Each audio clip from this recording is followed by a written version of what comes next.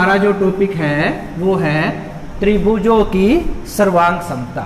इस विषय से अब हम चलना शुरू करते हैं। सर्वांग समता निकालने के लिए दो त्रिभुज एक दूसरे के सर्वांग सम कब होंगी, इस कंडीशन को जानना आवश्यक है। ये दो त्रिभुज ए बी सी और पी क्यू आर एक दूसरे के सर्वांग सम। अब देखिए, सम रूप में केवल एक निशान था आपका ऊपर वाला इस प्रकार का, लेकिन सर्वांग समता में नीचे ये दो बराबर वाले निशान भी आ गए, अर्थात सम रूप तो होगी ही होगी, वो साथ में बराबर भी होगी। बराबर क्या क्या चीज होगी उसमें? संगत भुजाएं भी उसकी बराबर होंगी। संगत भुजाएं बराबर होंगी।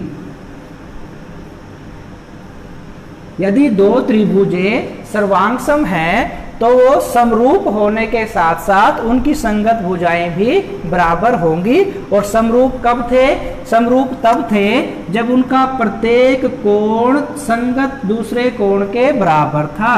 अर्थात कोण B बराबर है कोण Q के, पहले वाला कोण हो गया, दूसरे वाला कोण C बराबर है कोण R के, अर्थात दूसरे वाला कोण बराबर हो गया, और तीसरे कोण A बराबर होगा कोण P के, ये तीसरे वाला कोण बराबर हो गया। जब दो त्रिभुजें सर्वांग सम हैं तो सभी संगत भुजाएं बराबर होंगी और संगत कोण भी बराबर होंगे। अब जब त्रिभुज सर्वांग सम होती है तो क्या क्या स्थितियां होती हैं, इसके बारे में पढ़ लेते हैं। जब त्रिभुज सर्वांग सम होंगी तो उसके लिए कुछ कंडीशंस है हमारे पास। किस किस कंडीशन के आधार पर, किस किस नियम के आधार पर हम उसे सर्वांग सम सिद्ध करेंगे। नंबर एक है एस सर्वांग समता।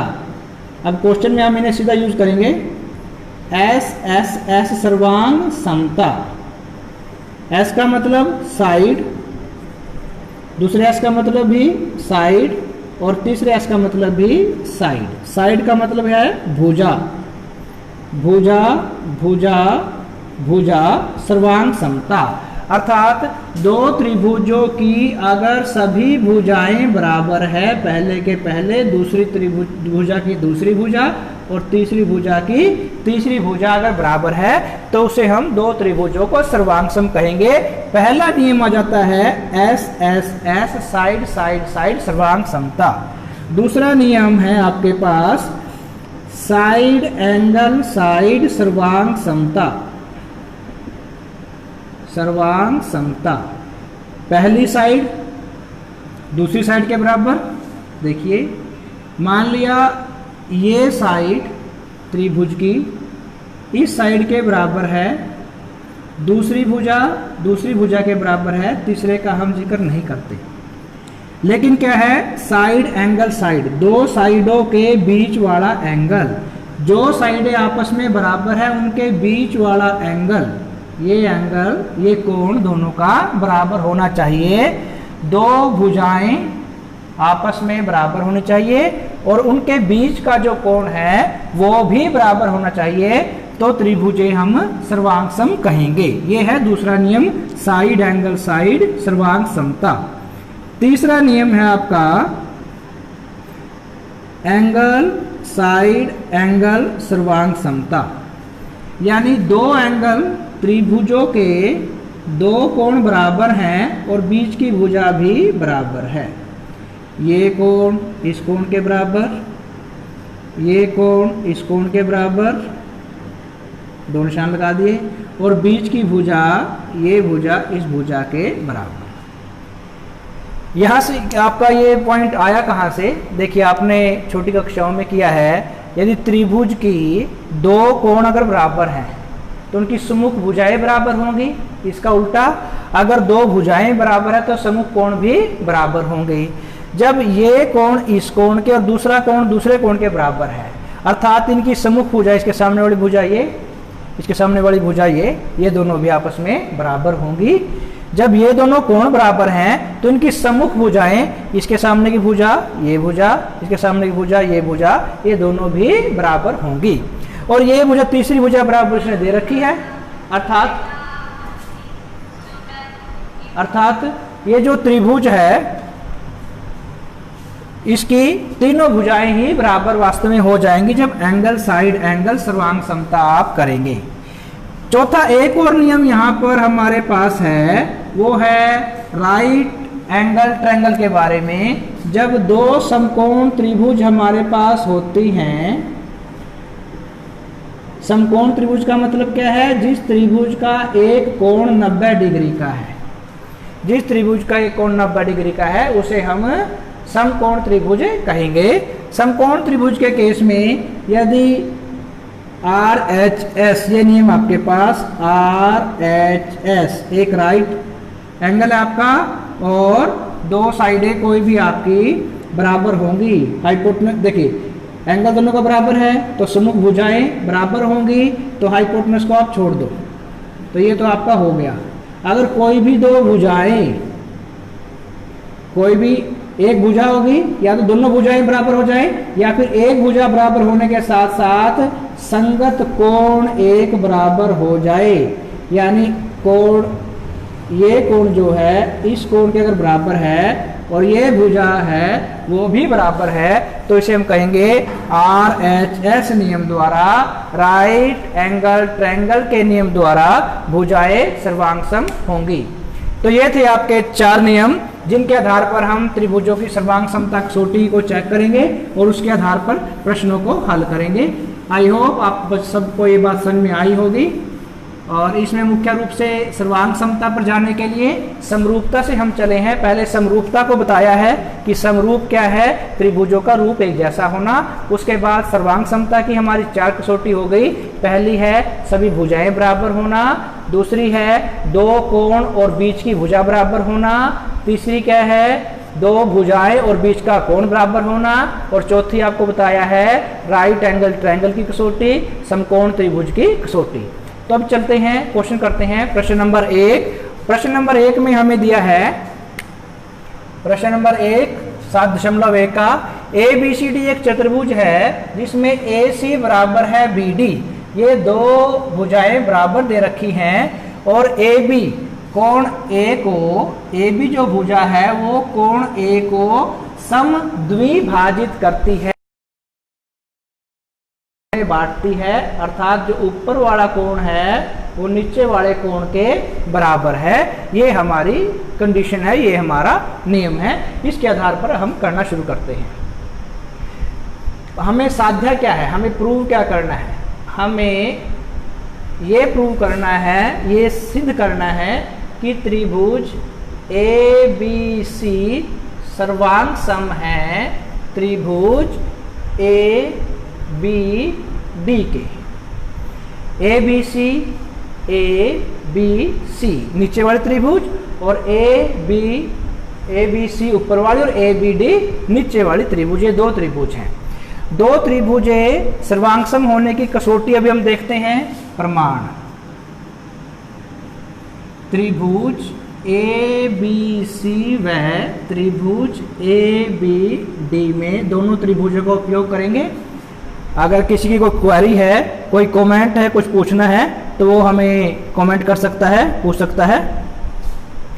तो चलिए, अगर आप देखें AC और AD ये दो भुजाएं पहले ही बराबर दे रखी हैं, तो AC बराबर है AD, ये क्वेश्चन में दिया है, यहीं से हमारा काम चल जाता है। दूसरी बात, अगर आप देखें इन दोनों, एक बीच की जो AB भुजा है, AB भुजा है जो वो ऊपर वाले त्रिभुज में भी है और नीचे वाले त्रिभुज में भी है। जो दोनों त्रिभुजों में है उसे हम सांझी भुजा भी कह देते हैं, क्योंकि दोनों में कॉमन है, वो कॉमन मीन्स सांझी। और इसे हम एक शब्द मैथमेटिकल परिभाषा में है उभयनिष्ठ, हिंदी में उभयनिष्ठ शब्द का उपयोग करते हैं। तो AB बराबर है, AB खुद के बराबर कोई भी रेखाखंड होगा तो उसे कहेंगे उभयनिष्ठ या फिर सांझी, आप कह सकते हैं उभयनिष्ठ भुजा, अर्थात दोनों त्रिभुजों में ये भुजा है तो इसे हम उभयनिष्ठ भुजा कहेंगे। अब इन दोनों, ये भुजा और इस भुजा के बीच में कोण है जिसे आप कहते हैं कोण, एक नाम इसको हम दे देते हैं। इसी प्रकार से ऊपर वाली AC और AD के बीच में कोण है जिसे हम कोण 2 नाम देते हैं। प्रश्न में आपको कहा गया था कि बिंदु ए, जो ए बी रेखाखंड है वो कोण ए को समद्विभाजित करता है, अर्थात 2 बराबर भागों में बांटता है, अर्थात कोण 1 बराबर है कोण 2। ये आपको शुरू में ही क्वेश्चन में दे दिया था।